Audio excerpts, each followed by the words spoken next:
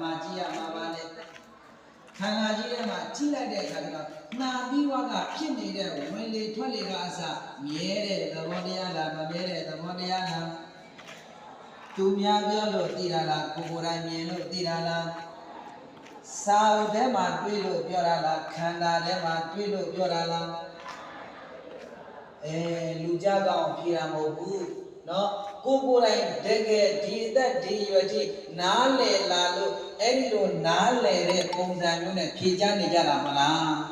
အဲ့ဒါကိုပဲဉာဏ်ပညာဥစည်းတဲ့ဗုဒ္ဓဘာသာမို့လို့ပညာအဓိကဗုဒ္ဓဘာသာ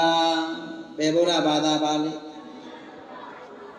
ယောဇဝုဒ္ဓတတဇီဝေအပတံဥဒယဗယံဧကာဇီဝိတံတေယောပတံတောဥဒယဗယံယောဇဘောဂလမိသောမသောအတေမောဂောတိ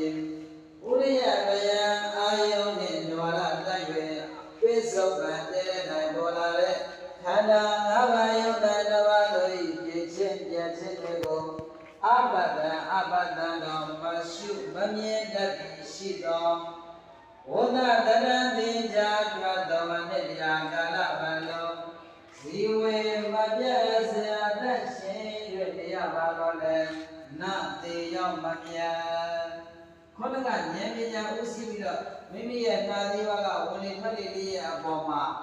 ကဲဖြစ်ပြမြင်အောင်မရှုဘဲနဲ့အဲ့ဒီပုဂ္ဂိုလ်ဟာအနှစ်တရာကာလပတ်လုံးမပြတ်အစဉ်အသက်ရှင်ပြီးတော့နေမယ်ဆိုရင်အဲ့ဒီပုဂ္ဂိုလ်ရဲ့နေခြင်းတရားတည်ခြင်းတရားဟာမြတ်ပါမလားမမြတ်ဘူးယောဇဘောဂတော်မြည်သူမသောအတေပုဂ္ဂိုလ်သည်ဥရိယဗယံအာယုန်နှင့်ဒွါရတိုက်၍ပြစ္ဆုတ်ပံတဲ့၌ပေါ်လာတဲ့